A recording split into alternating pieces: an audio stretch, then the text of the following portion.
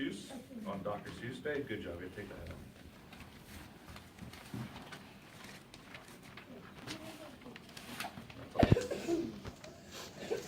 At the far end of town where the grickly grass grows and the wind smells slow and sour when it blows, and no birds ever sing excepting old crows, is the street of the lifted Lorax. And deep in the grickle grass, some people say, if you look deep enough, you can still see today where the Lorax once stood just as long as it could before somebody lifted the Lorax away. What was the Lorax? And why was it there? And why was it lifted and taken somewhere? From the far end of town where the grickle grass grows.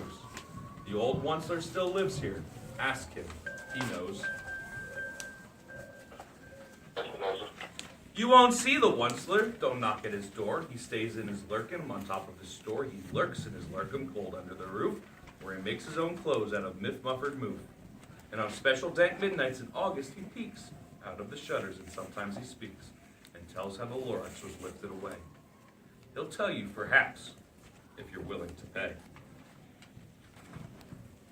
On the end of a rope, he lets down a tin pail, and you have to toss him in 15 cents, and a nail, and the shell of a great-great-great-grandfather snail. Then he pulls up the pail, makes most careful count, to see if you paid him the proper amount. Then he hides what you paid him away in his snubby, his secret-stained hole in his groovyless glove. Then he grunts, I will call you by whisper before, for the secrets I tell you are for your ears alone. Come back to the nurse. Slop! Down slops the whisper phone to your ear, and the old Onceler whispers are not very clear, since they have come down through a snurgly hose, and he sounds as if he had smallish bees up his nose. Now I'll tell you, he says, with his teeth sounding gray, how the Lorax got lifted and taken away. It all started way back such a long, long time ago. Way back in the days when the grass was still green and the pond was still wet and the clouds were still clean and the song of the swan swang out in space, one morning I came to this glorious place. And I first saw the trees, the trunk of the trees, the bright colored tufts of the trunk of the trees, mile after mile in the fresh morning breeze. And under the trees I saw brown barbaloots, frisking about in their barbaloot suits, and they played in the shade and ate truffle of fruits.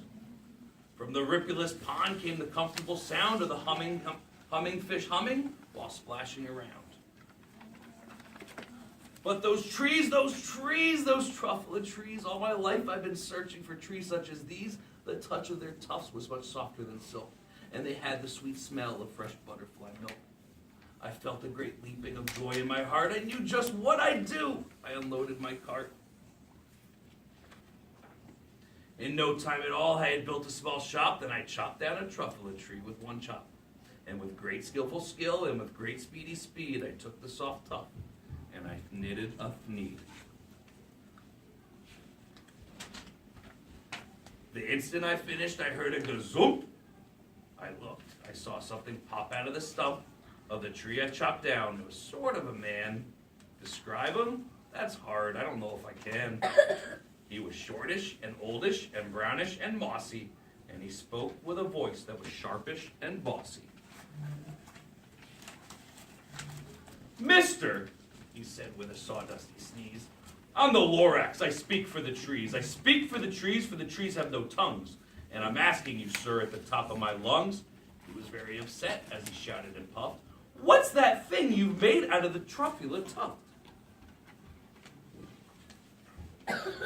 Look, Lorax, I said, there's no cause for alarm. I chopped just one tree. I'm doing no harm. I'm being quite useful. This thing is a thneed. A thneed's a fine something that all people need. It's a shirt, it's a sock, it's a glove, it's a hat, but it has other uses. Yes, far beyond that. You could use it for carpets, for pillows, for sheets, or curtains or covers for bicycle seats. The Lorax said, Sir, you are crazy with greed. There's no one on earth who would buy that fool thneed. But the very next minute I proved he was wrong. For just at that minute a chap came along, and he thought that the thneed I had knitted was great. He happily bought it for $3.98. I laughed at the Lorax. You poor stupid guy. You never can tell what some people will buy. I repeat, cried the Thorax. I speak for the trees. I'm busy, I told him. Shut up, if you please. I rushed across the room, and in no time at all, built a radio phone. I put in a quick call. I called all my brothers and uncles and aunts. I said, listen here, here's a wonderful chance for the whole Onceler family to get mighty rich. Get over here fast, take the road to North Nitch. Turn left at Weehawken, sharp right at South Stitch. And in no time at all, in the factory I built, the whole Onceler family was working full tilt. We were all knitting thneeds, just as busy as beads, of the sound of the chopping of truffle trees.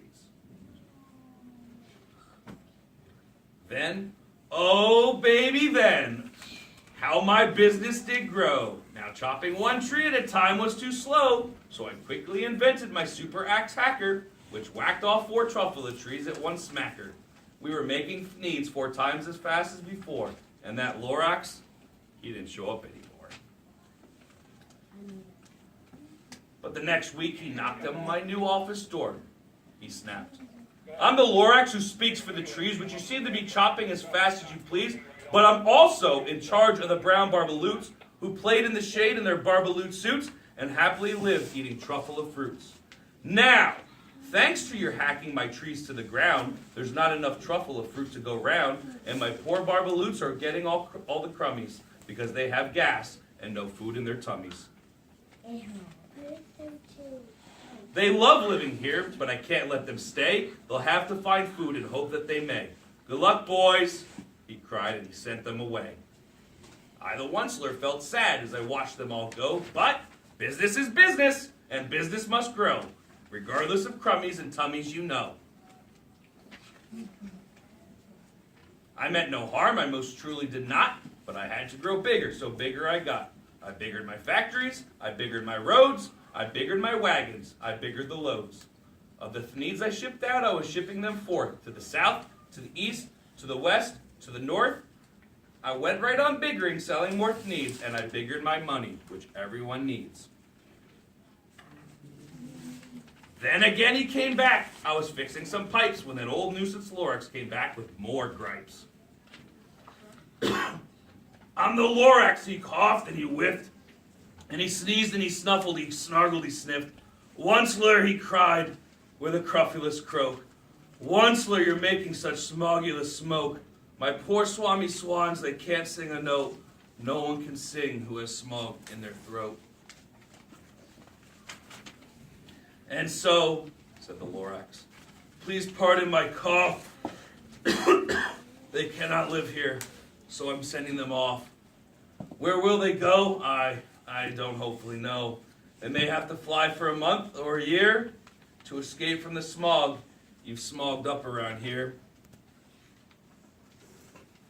What's more, snapped the Lorax, his dander was up, let me say a few words about the gluppity-glup. Your machinery chugs on day and night without stop, making gluppity-glup, also sloppity-slop. And what do you do with this leftover goo? I'll show you, you dirty old Onceler man, you. You're glumping the pond where the humming fish hummed. No more can they hum, for their gills are all gummed. So I'm sending them off. Oh, their future is dreary. They'll walk on their fins and get woefully weary in search of some water that isn't so smeary. And then I got terribly mad. I yelled at the Lorax, now listen here, Dad. All you do is yap yap and say bad, bad, bad, bad. Well, I have my rights, sir, and I'm telling you, I tend to go on doing just what I do. And for your information, you Lorax, I'm figuring on biggering and biggering and biggering and biggering. Turning more truffle trees into thneeds, which everyone needs. And at that very moment, we heard a loud whack. From outside in the fields came a sickening smack of an axe on a tree. Then we heard the tree fall, the very last truffle tree of them all.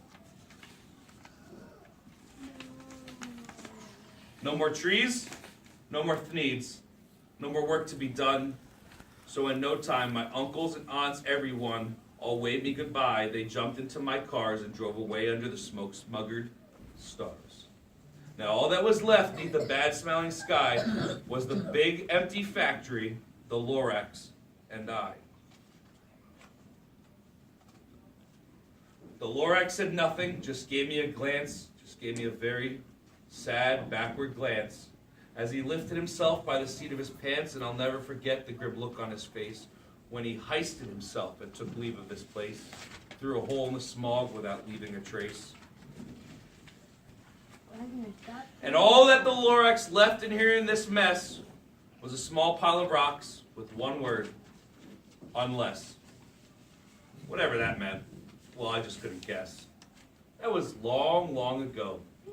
But each day since that day, I've sat here and worried away.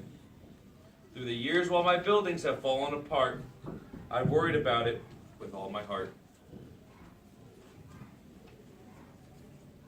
But now, says the Onceler, now what you're here, the word of the Lorax seems perfectly clear.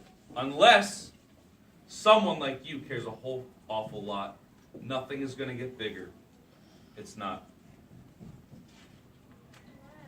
So, catch, calls the Onceler. He lets something fall. It's a truffula seed. It's the last one of all. You're in charge of the last of the truffula seeds. And truffula trees are what everyone needs. Plant a new truffula, treat it with care, give it clean water and fresh air. Grow a forest, protect it from axes that hack.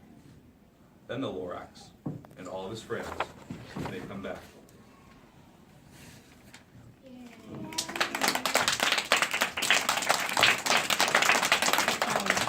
Thank you. Now, what was that story about? What was the main idea? No, you know.